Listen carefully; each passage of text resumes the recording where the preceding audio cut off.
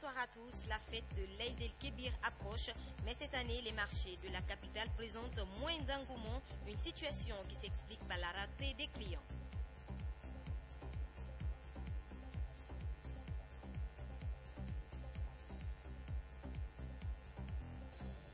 Bientôt, le déploiement de 100 jeunes enquêteurs d'opinion dans les 33 préfectures du pays, une initiative de l'Institut guinéen de sondage d'opinion.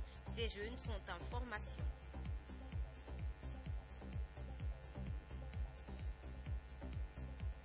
Et puis, à quelques semaines de la tenue de l'élection présidentielle du 11 octobre, la CENI lance ce mardi la formation des formateurs des agents des bureaux de vote. Voilà pour les titres. Mesdames et messieurs, bonsoir et bienvenue dans cette édition d'information. La Guinée vers la construction d'une autre cité moderne à Conakry. Le chantier est ouvert sur le site Welia de Kakimbo dans la commune de Ratoma. Le chef de l'État a visité ce mardi le chantier d'une superficie de 13 hectares. Le professeur Alpha Condé voulait s'enquérir de l'évolution des travaux de construction de la nouvelle cité moderne à Kakimbo, une cité qui prévoit la réalisation de 2 tours jumelles de 26 étages dans la première phase. Nous y reviendrons.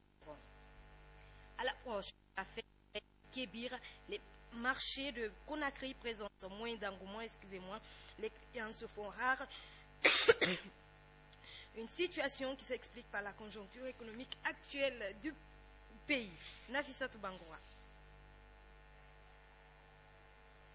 À quelques jours de la fête de Tabaski, les commerçants du marché Madina dans la commune de Matam se plaignaient de la rareté des clients.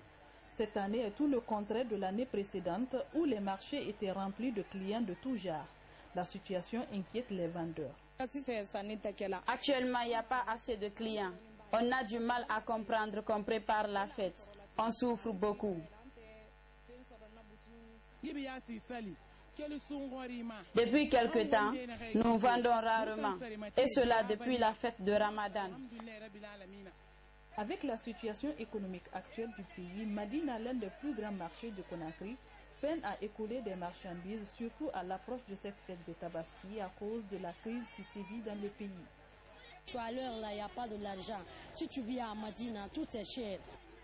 Avec la situation économique actuelle du pays, Madina, l'un des plus grands marchés de Conakry, peine à écouler des marchandises, surtout à l'approche de cette fête de Tabaski.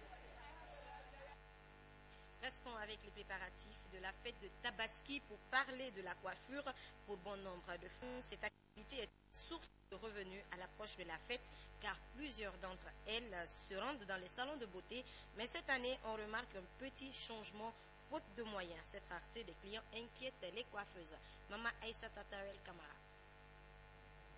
L'Aïd el-Kébir ou la fête de Tabaski est consacrée au partage. Chaque année, à la veille de sa célébration, plusieurs croyants se dirigent vers les salons de coiffure pour se rendre beaux.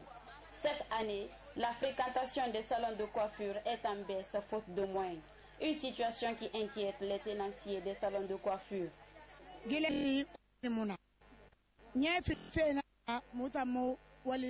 Actuellement, il n'y a pas d'argent. Ça fait 2 ans qu'on ne travaille pas bien. À chaque fois, quand on vient, on ne trouve pas de clients.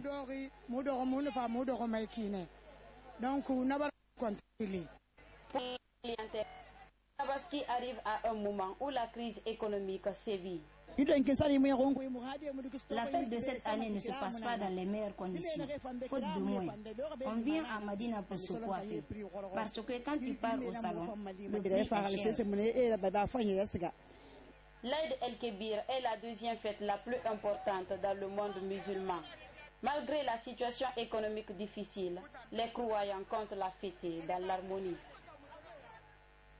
Présentation des résultats du protocole de pré-évaluation des patronats de Guinée. C'est une initiative de l'Inspection générale du travail en accord avec les centrales syndicales et les organisations patronales de Guinée. Le document met un terme à un vide institutionnel dans le fonctionnement des patronats guinéens. Reportage Amadou Touré. En commun accord avec les centrales syndicales et les différentes organisations patronales, l'Inspection générale du travail présente le protocole de pré-évaluation des organisations patronales de Guinée. C'est un document de 3 pages qui définit les critères de création et de fonctionnement des patronats et de leur représentativité en Guinée. Depuis l'indépendance jusqu'à maintenant, nous vivons une espèce de représentativité de fait. Et le gouvernement de la Troisième République a décidé donc de mettre fin à cette représentativité de fait pour le substituer ce qu'on appelle la représentativité prouvée par le biais de l'évaluation. Nous présentons aujourd'hui le protocole devant nous amener à l'évaluation des organisations patronales de la Guinée. Cette cérémonie de signature fait suite à la publication des résultats définitifs consolidés du niveau de représentativité des organisations syndicales. C'est une occasion pour tous les opérateurs guinéens de s'impliquer dans le financement de l'économie guinéenne. Pour nous, c'est une chose qui est très sérieuse, très importante, dans la mesure où le gouvernement a pris l'initiative aujourd'hui de faire cette préévaluation pour qu'à l'avenir, qu'il n'y ait plus, n'est-ce pas, de problème au sein des organisations patronales, pour qu'on sache désormais quel est le patronat le plus représentatif. Cette ratification est une application des dispositifs de l'article 3.5 de la Constitution de l'Organisation internationale du travail. Présidentielle 2015, jour J-18, la Commission électorale nationale indépendante CENI a lancé ce mardi la formation des formateurs des membres des bureaux de vote. L'objectif visé, instruire les agents sur le déroulement du vote le jour du scrutin. La formation durera 2 jours. Compte rendu, Makeme Donzo Boubacar Baldé. La Commission électorale nationale indépendante forme les formateurs nationaux des bureaux de vote. Ils sont au nombre de 60 participants et 8 représentants des partis en compétition pour la présidentielle. Cette formation permet aux membres des bureaux de vote de connaître leurs droits et devoirs le jour du scrutin. Une élection intègre 3 éléments. L'identification de l'électeur, le lieu de son expression, sa mobilisation. Donc, son intérêt à aller exprimer sa citoyenneté. Le point de convergence de tout ceci est le bureau de vote. Si les 2 premiers sont du ressort de l'organisme de gestion, le 3e est du domaine des partis politiques et de ses candidats, à travers les choix et projets de société qu'ils proposent aux citoyens. Les membres des bureaux de vote jouent un rôle important dans la crédibilité d'une élection.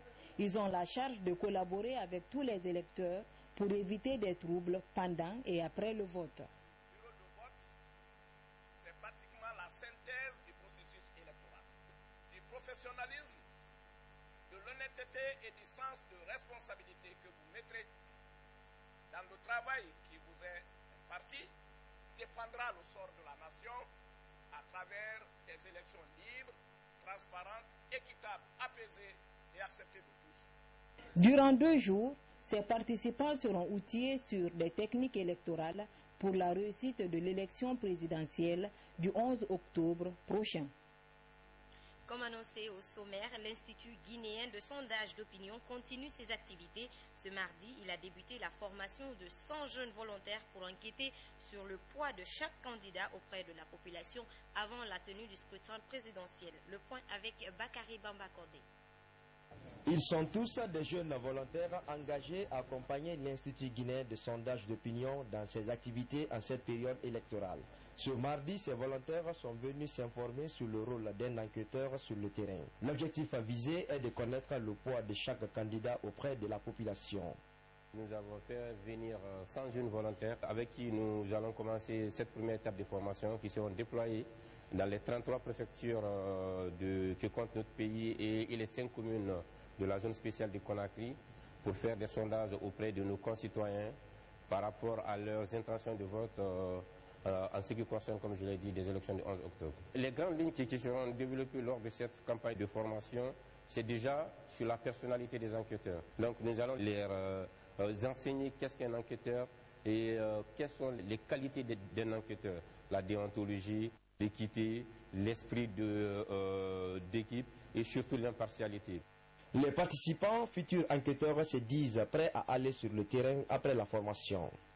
Ils vont avoir comme activité d'aller à l'encontre ici de la population de base, savoir effectivement, voilà sur quelle base nous allons aller pour ne pas que nous ratons les élections, on ne le souhaite pas, mais il faudrait que nous partons dans ce sens, écouter cette population de base. Il faut rappeler que l'Institut guinéen de sondage d'opinion est privé. Pour la réussite de cette activité, il est en partenariat avec les différents partis politiques en lice pour la présidentielle du 11 octobre. Après la formation, ces agents enquêteurs seront déployés sur le terrain à partir du 25 septembre.